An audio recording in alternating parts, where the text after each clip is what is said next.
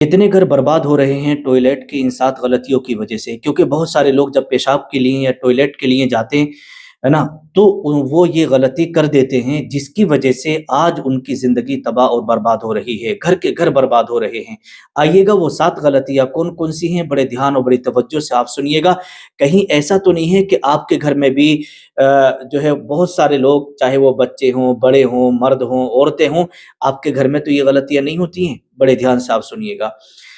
دیکھیے گا، سب سے پہلی غلطی یہ ہے کہ ٹوائلٹ میں داخل ہونے سے پہلے بہت سارے لوگ جو ہے دعا نہیں پڑھتے ہیں، کیونکہ اللہ کے نبی صلی اللہ تعالیٰ علیہ وسلم نے ٹوائلٹ میں داخل ہونے سے پہلے ایک دعا بتائی ہے کہ اس دعا کو پڑھ کر کے آپ ٹوائلٹ میں داخل ہوں، ٹھیک ہے؟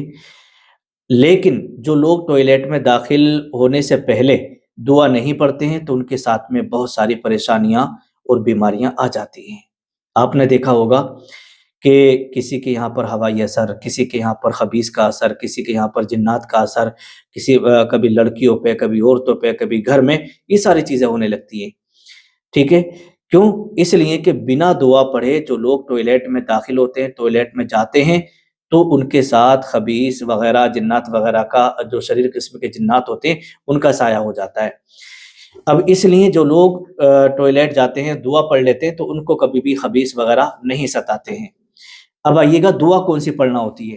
جب آپ ٹوائلٹ کے لیے جائیں تو ٹوائلٹ میں داخل ہونے سے پہلے اس دعا کو آپ کو پڑھنا ہے: اللہم انی اعوذ بک من الخبث والخبائث۔ کیونکہ ٹوائلٹ گندی جگہ ہے، وہاں پر خبیث وغیرہ اور یہ خبیثنی اور شریر قسم کی جو شیطانی چیزیں ہوتی ہیں نا، وہ اس کے اندر رہتے ہیں، تو کبھی کبھی کسی کے اوپر وہ ان کا اثر ہو جاتا ہے، اور پھر گھر میں پریشانیاں اور مصیبت آنا چالو ہو جاتی ہیں۔ بہت سارے گھروں میں آپ دیکھ بھی رہے ہوں گے کہ عورتوں پہ، مردوں پہ جنات وغیرہ کا اور خبیثوں کا اثر ہو جاتا ہے۔ تو اس لیے جب بھی آپ ٹوائلٹ جائیں تو دعا ضرور پڑھ لیا کریں۔ نمبر 2، دوسرے نمبر پر آتا ہے سر ڈھک کر کے آپ کو ٹوائلٹ جانا ہے۔ بہت سارے لوگوں کو آپ نے دیکھا ہوگا کہ وہ ننگے سر ہی ٹوائلٹ میں چلے جاتے ہیں، چاہے پیشاب کرنا جائیں یا ٹوائلٹ کے لیے جائیں۔ تو آپ کو کیا کرنا ہے؟ اپنا سر ڈھک کے، چاہے ٹوپی اوڑھیں یا رومال وغیرہ رکھ لیں، کوئی نہ کوئی کپڑا ضرور رکھ لیجیے گا تاکہ آپ کا سر کھلا نہ رہے۔ کیا ہوتا ہے، اگر کوئی ننگے سر جاتا ہے تو نسیان کی بیماری لگ جاتی ہے۔ نسیان کا مطلب ہوتا ہے کہ بھولنے کی بیماری اس شخص کو لگ جاتی ہے۔ مطلب یہ، جیسے مان لیجیے گا آپ باہر سے آئے اور آپ کے پاس میں بائک کی، گاڑی کی چابی ہے، اور وہ آپ نے کہیں پر رکھ دی اور پھر بھول گئے، اور بھولنے کے بعد میں آپ تلاش کرتے پھر رہے ہیں، اور آپ کے ذہن سے بات ادھر گئی کہ ہم نے چابی کہاں رکھ دی، کہاں رکھ دی۔ کچھ دیر کے بعد دیکھتے ہیں تو آپ کی جیب میں وہ چابی نکلتی ہے۔ اسی طریقے سے کسی نے کوئی بات کہی اور آپ بھول گئے، بازار آپ جا رہے تھے، سامان لے کے آنا تھا، 2 سامان لے آئے، 1 سامان بھول گئے، تو یہ نسیان کی بیماری ہوتی ہے، بھولنے کی بیماری لگ جاتی ہے۔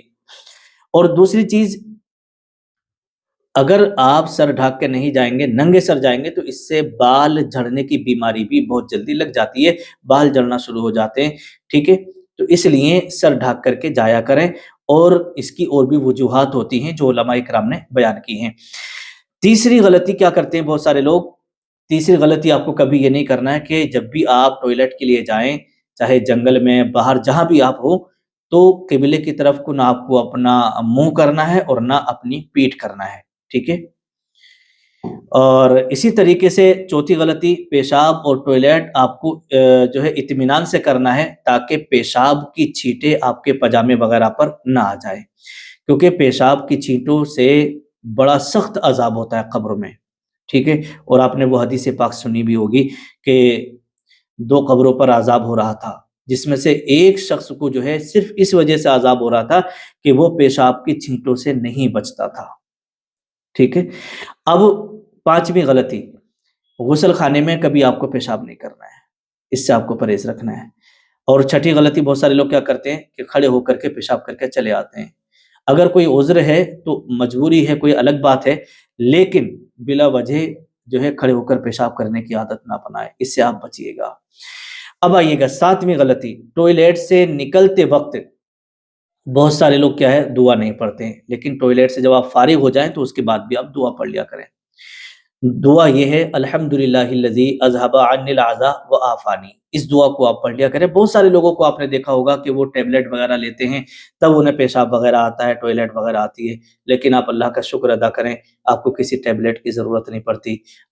نہ آپ کو، بہت سارے لوگوں کو آپ دیکھیے گا کہ ان کے پیشاب کے راستے سے نل کی لگی ہوتی ہے، بہت سارے مسائل ہوتے ہیں، ٹوائلٹ وغیرہ کی دقتیں ہوتی ہیں، لیکن آپ ان سب چیزوں سے اللہ نے آپ کو بچا کے رکھا ہے نا، تو آپ اللہ کا شکر ادا کریں۔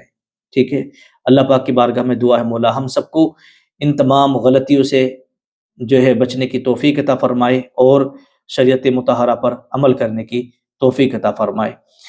آپ میں سے کون کون یہ غلطی کر رہے تھے نیچے کمنٹ کریے گا، اور آج سے وعدہ کریے گا کہ انشاءاللہ حضرت آج کے بعد ہم یہ غلطی نہیں کریں گے۔ السلام علیکم ورحمۃ اللہ۔